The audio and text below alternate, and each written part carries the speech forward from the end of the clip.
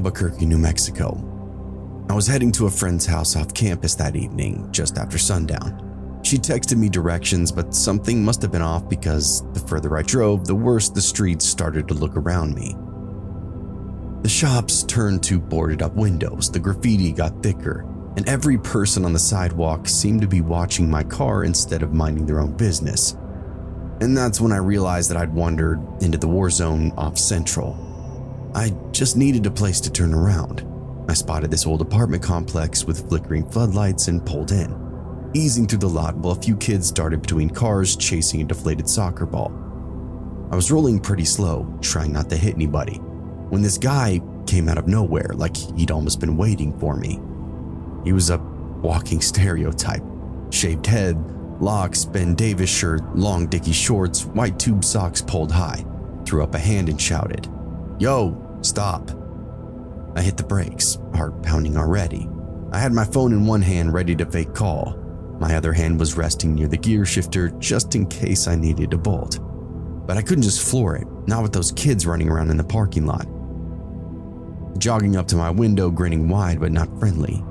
"Yo, roll down the window, man." Against all of my good judgment, I cracked it. "What's up?" I asked. "You got any coke?"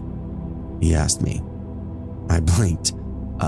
Only if it's Mexican coke," I said, trying to sound casual, praying he'd laugh and just move on. He did, in a sudden outburst that showed his gold teeth. "Shit, man, can I get a lift down to the store for some smokes? You mind?" Every instinct inside me told me no, but something about his tone, half joking, half daring me, made me hesitate.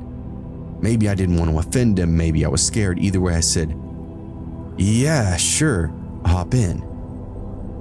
He slid into the passenger seat, noticed the music right away. "Hey, that's Tribe Called Quest." "Yeah," I said back. He slapped the dashboard. "Man, I've seen them 3 times back in Cali. Q-Tip, that dude's a legend." Did help a little bit. Talking about music humanized him, and for a minute I started to think maybe I was overreacting. The gas station was only a few blocks away, but the drive felt like it took forever. He kept shifting around in the seat beside me, scratching his leg, glancing in the side mirror like he was expecting somebody to be following us. He told me his name was Danny, but didn't offer a last name. Said he used to run with some boys out in LA, then moved here just to chill, whatever that meant. We pulled up to the Circle K and he told me to keep the engine running. "I'll be quick, man, don't trip." He went inside and I sat there sweating bullets, watching him through the glass doors. He was talking to the clerk and pointing at something, then pacing near the back. After a few minutes, he disappeared behind an aisle, and I began counting the seconds, debating on whether or not to leave. Then suddenly the doors slam open, and he comes sprinting out with 2 paper bags clutched directly to his chest. "Go! Go, man, go! They're calling the cops!" He yelled at me, diving into the passenger seat. I didn't really think about it, I just hit the gas. My heart felt like it was going to explode. I could hear sirens somewhere off in the distance, rapidly closing in. He was laughing like it was the funniest thing in the world. "Yo, you should have seen your face." I shot him a look, white-knuckled on the steering wheel. "Did you just rob that place?" "Nah, man," he said between laughs. "I'm just messing with you. Relax, damn." I didn't know really whether to believe him, but we were already pulling back into the apartment lot. He told me to stop near that same corner that I picked him up at. "Hey," he said, suddenly calm, almost thankful. "I don't blame you for being nervous around me. You're actually a pretty good dude for stopping." He dug into one of the bags and handed me a pack of Funyuns and a glass bottle of Mexican Coke, then reached into his pocket, pulled out a small dime bag, and tossed it into my lap. "Oh, to thank you," he said, opening up the door. He gives me a nod, then walks off toward the shadows between 2 buildings. I sat there for a long moment, engine still idling, staring at that dime bag in my lap in complete disbelief. To this day, I'll fully admit that that was some of the best weed I've ever smoked. Not the worst wrong turn I've taken either, but it was one that taught me just how thin that line is between danger and chance. You really never know who's walking up to your window until it's too late. My name is Rich, and my fiance's name is Joanne, who, for this story, I'm gonna call Joe, who also comes with me on nearly every long-distance trip that I take. We run a towing and automotive transport company out of New York State, specializing in exotic and luxury vehicles. It's not uncommon for us to haul a six-figure car across the country, but on this particular trip, it's, well, one I'm never gonna forget. It was early May 2025. We had just delivered a Lamborghini down to northern Florida. That drive south was pretty smooth. No dot inspections, no traffic, nothing but open road. I remember thinking to myself, this might actually be a stress-free run for once. That changed, however, the moment that we tried to unload. There were lots of these little wrong turns that we'd made on this trip, and this was just the first one. My truck, brand new, top of the line, computer-controlled everything, suddenly threw an electrical fault mid-unload. The PTO light went out, the hydraulics cut off, and the whole system just died. Luckily, I'd gotten the Lambo off safely, but the truck was half dead. The builder back in South Carolina told me, "Bring it here and we'll get you first thing tomorrow morning." So we fueled up, grabbed a couple of energy drinks, and hit the road north. It was 9:45 p.m. when we pulled into a gas station just outside of Jacksonville. While I filled the tank, Joe ran inside for some snacks and drinks, which is an absolute must. That's when I noticed it, this black Chevy Impala, older model, maybe 2010 with tinted windows, parked across the lot, engine idling. When I fired up my truck, their lights turned on too. Now in the moment, I brushed it off because who wouldn't? Coincidence, I figured. We get on I-95 and the night was dark. That kind of dark that eats headlights. Air was heavy, thick with the feeling of a storm brewing. Then, just as Joe mentioned rain, it comes down in sheets. She glanced back and said, "Hey, that car's really riding your bumper." I checked the mirrors. I couldn't see much. Then, whoever it was quickly swings over to the left lane and hit me with their high beams, just blinding me completely. What a dickhead, I thought to myself. It was annoying, sure, but I've seen plenty of impatient and incompetent drivers. I ignored it and kept on rolling. Hours pass and that storm never really lets up. By the time we hit Columbia, South Carolina, I'd forgotten all about that tailgater. That is, until that same black Impala comes flying up beside us. It swerves over into my lane, cutting me off so hard that I had to slam the brakes. Joe jolted away, cursing, and the Impala then slows down to about 55, then 40, then 35. It was deliberate, taunting almost. I dropped a gear and floored the accelerator, passed it, and finally got a good look. The tint was so dark that I couldn't see a single thing inside, or a person, and that's when it clicked. "That's the same car from Jacksonville," I said. Joe nodded. She had noticed it too. She booked us a hotel near the dealership, 15 minutes away, just off I-85, ETA of around 3:30 a.m. That last hour would really feel endless, and that Impala stayed behind us the whole time. When we pulled into the hotel parking lot at around 4 a.m., the rain was still hammering down. The lot was packed, but we squeezed into a space. Across the road, half hidden in the rain, sat that same Impala, idling on the shoulder. Joe looked over at me nervously. "Okay, do you think he's after the trailer or what he thinks is inside it?" I shrugged, though deep down my gut was screaming, yes. Before stepping out, I reached into my bag, unzipped the hidden compartment, and pulled out my Glock 19, sliding it in my waistband. Joe nodded silently. "On 3, I said. We run for the door. We bolted through the downpour, slamming through the hotel's sliding doors, and were hit with a stench of mildew, cigarette smoke, and something worse, an undertone of urine. A front desk clerk waddles out from the back room. He smiled, but something about it was just off. "Checking in?" he asked, and his tone was a little too casual, too familiar, too friendly. I handed over my driver's license as well as my credit card. He pulled the reservation, making a key card and smiling still. "First floor for you two, right around the corner." He winked at Joe as he slid the key across the counter. "Breakfast is at 6:30. "Yeah, thanks," I muttered, hurrying it off. Joe was squeezing my arms and looked up at me. What a creep. I nodded back in agreement. When we reached the room, the smell wasn't much better. The place was old, damp and stained, and Joe sat on top of the bed, still fully clothed. "I can't wait to leave here," she said quietly, as I walked out of the room's prison-style bathroom. "It's just one night, thankfully," I told her. We changed, closed the curtains, and tried to get some sleep. An hour later, I was half asleep when I heard the faint rattle of a doorknob. At first, I thought I was dreaming, but it kept going and got louder and more violent. It was the adjoining room door. Somebody was trying to get in. The realization shot me awake quicker than anything really has before.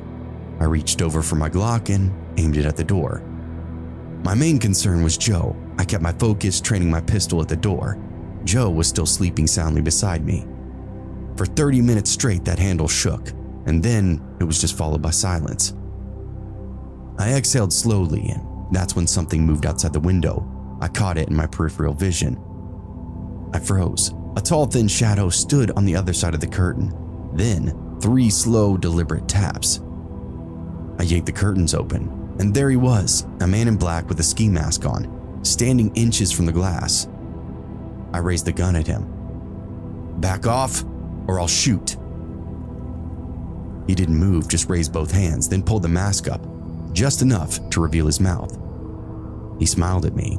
It was wide, too wide and full of teeth, and he slammed his fist on the glass, and Joe screamed, jolting awake.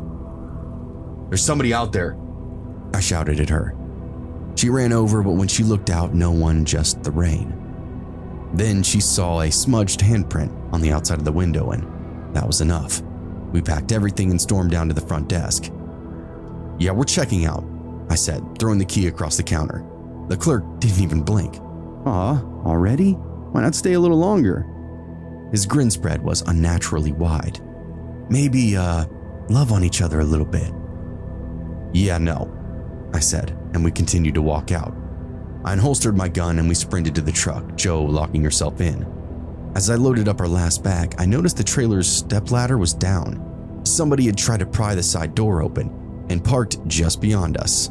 And wouldn't you know it, the Impala. "Rich," Joe yelled at me, "let's go." As I climbed into the driver's seat, my headlights illuminated the figure standing beside the car.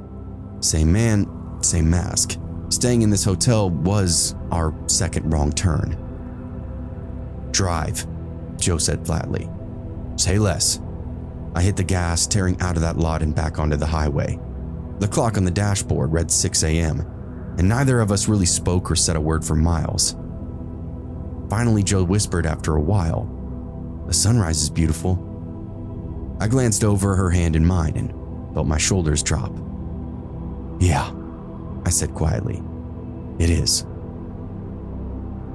We made it to the dealership half an hour later or so, parked and slept in the truck until the shop opened. Now, I've seen a lot on the road. I've been followed, almost hit by wrong-way drivers, and seen unexplainable things in the mountains, but nothing has ever rattled me like that before. Not like that night. The thought of losing my soulmate to someone dangerous or being taken away from her, I can't handle that. One of the main reasons I carry is to protect us, our equipment, and the valuable cargo that we haul.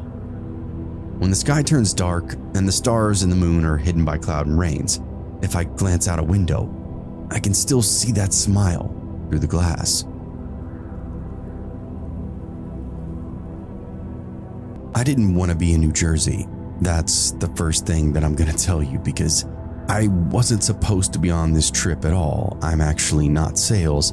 I don't pitch. I don't stand in front of boardrooms. I sit in a chair and pull numbers. That's what I do. Quiet work, Excel work. If I talk to anybody, it's through an email. But late on the night before, I got a call from my boss saying, "Listen, there's a small change of plans. They want to see you supporting financials. Legal wants you in the room." I told him, I wasn't scheduled for this. I don't even have a suit." "Buy one when you land," he said. "Look, it'll be easy. Fly out, be there for the meeting, back up the model if they push it. You're not even presenting, you're just kind of there." "Why can't they send the deck?" "They have the deck. They need a human too." And so that was what it was. I took a last-minute flight out and landed in Newark and followed the signs for car rentals because all the team cars were already in use, and nobody had the bandwidth to loop back and just pick me up. I grabbed the cheapest one available, this sedan that they had. It was a gray compact smelling like somebody had sprayed cologne over cigarettes. I didn't care. I just wanted to get to the hotel, send my wife a text that I was in fact alive, and run numbers in peace until the following morning. The meeting was at 9 the next day. I had the financial data on a thumb drive in my bag. That little drive was the reason I was there after all. If their guy in a room asked about cash flow projections or margins, I'd be able to say, "Here's the 5-year picture," and not sound like a complete idiot. That's all I had to do. Simple. Extra paycheck, just deliver it. No sightseeing, no dinner, no might as well check out the city. None of that. Hell, it's New Jersey. I was there to get in and get out. Just hotel, shower, cheap meal, sleep, meeting, done. But the thing about being somewhere you've never driven before, especially when it's already dark and the GPS on your phone begins to act a little glitchy, it doesn't matter how simple your plan is because now you're in it. I wasn't even 20 minutes out of the airport before I knew I was in trouble. I'd missed my turn leaving Newark, and that's all it took. One wrong exit and everything started to blur together. My phone map spun and lagged, the blue dots sliding around like it didn't know where I was. At one point, it said I was in the middle of the ocean. The signs flew past me, couldn't read any of them, and the traffic was brutal. Horns, brake lights, semis cutting each other off.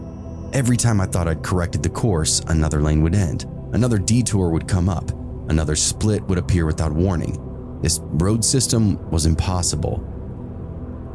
After 15 minutes or so of fighting it, I realized that I'd lost track of everything that felt familiar.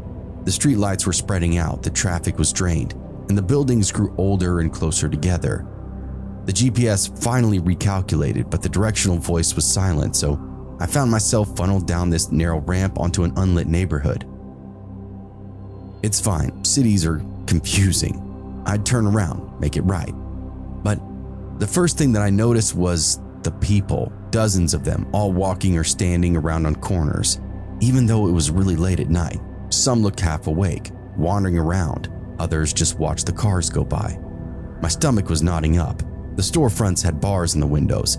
Half the streetlights were dead. I didn't even know the name of the town, but later on, I'd learned that it was Camden. I slowed down at a stop sign, checking the map again. That's when 2 men on the sidewalk turned their heads at the same time. Just a glance, but they kept watching. One raised his hand like he was pointing something out. I rolled forward, trying to not make eye contact. Every block that I drove, more people would appear. A man leaning against a parked car, a group by a corner store, someone crossing the street in slow motion like they wanted to force me to stop. I kept moving though, refusing to let the car idle. I felt like I was a tank in a full of sharks. Rerouting, my phone said again. I felt like throwing it out the window. It was useless. I ended up turning down the side street that looked a little wider, a place I could hopefully flip a U-turn in. The pavement changed from blacktop to cracked concrete, houses pressed in closely, windows dark. I passed one with police tape fluttering on the porch railing. I said out loud to nobody but myself that I shouldn't be here. Then I saw this light, a single red light stop ahead, the only one in view. I needed a break to check the map, so I pulled up to it and stopped. And that was a mistake. At first, I really thought the area around me was deserted. The cross street looked empty, and then from my left, I saw a group standing by the corner, 3, maybe 4 men total. They hadn't looked my way until the car stopped, and now they were all just staring directly at me. I tried to look calm, one hand on the wheel, eyes forward, and the light stayed red. Then the men started walking, not rushing, just kind of drifting closer, splitting up as they got toward me. One on my side, one on the passenger door, and the other toward the hood. I reached over and hit the lock button. The click sounded like a gunshot inside the car. And that was enough to set them all off. One of them grinned and called out to me. "Oh, you scared, man? We're just saying hi." The others laughed. I kept my hands visible on the wheel. I'm just lost," I said through the glass. "Trying to get back to the highway. That's all." The one in the front stepped closer until he was right at my bumper. Highway's that way," he said, pointing behind me. Why'd you lock your door then? The lights still didn't change, and I could hear my heart over the idling engine. Another one came up to the passenger window and peered in. Yo, he's got a rental, he said. Look, airport tag. This fool is an out-of-towner. That made the others laugh even harder. Ooh, a tourist, one said. You picked the wrong street, dummy. They circled the car tighter.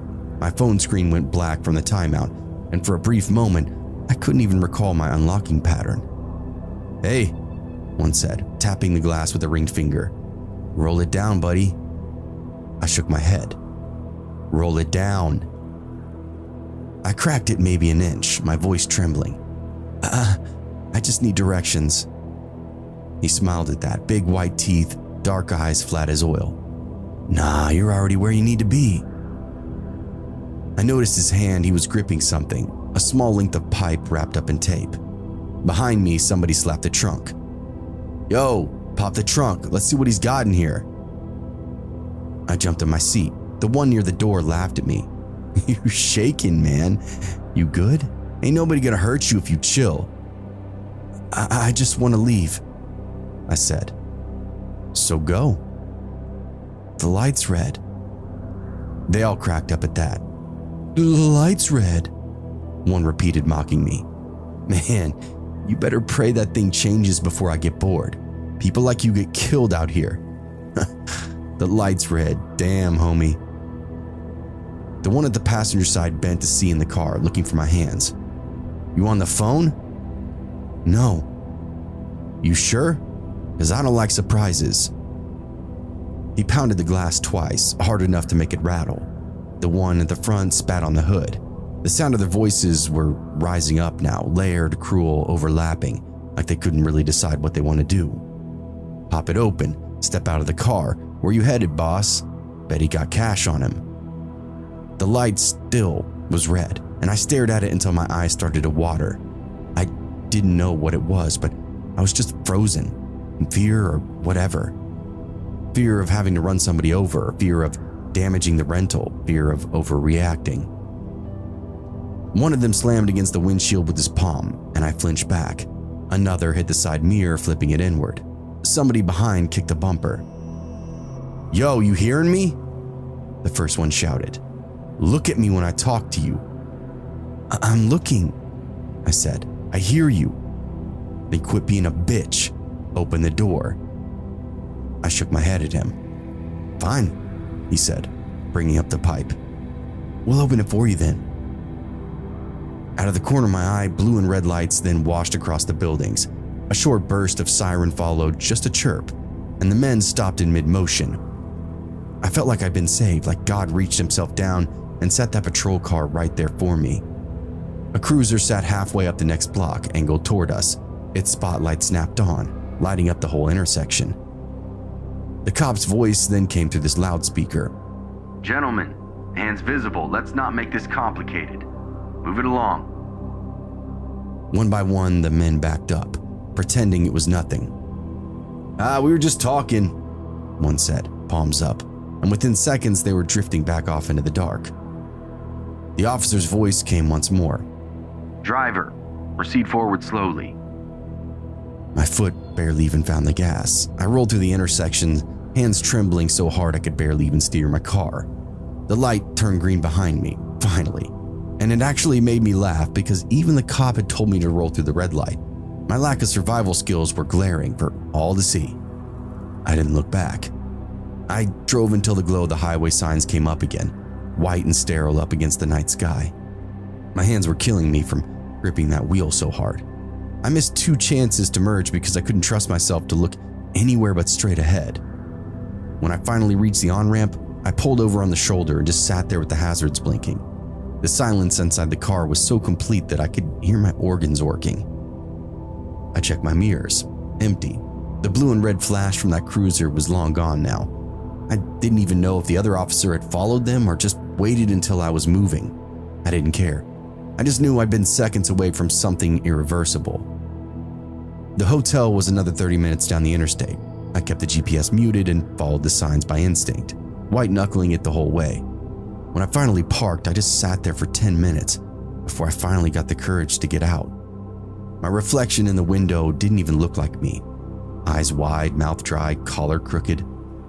Once inside, the desk clerk just smiled at me, like nothing in the world was even wrong. "Hey sir, late night?" she asked me. All I could say was, "Yeah, you could say that."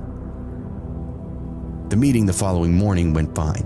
I answered what I had to, nodded when spoken to, and smiled when it was finally over. Nobody knew that I'd almost been dragged out of a car that night before. Nobody knew I spent the whole presentation hearing the slap of hands on glass and the sound of a pipe tapping up against my window. I flew home that evening. I looked down from the plane windows as the lights of New Jersey disappeared over cloud cover. And in that moment, I told myself one thing. Absolutely no more surprise visits to New Jersey, and absolutely no getting lost in Camden again.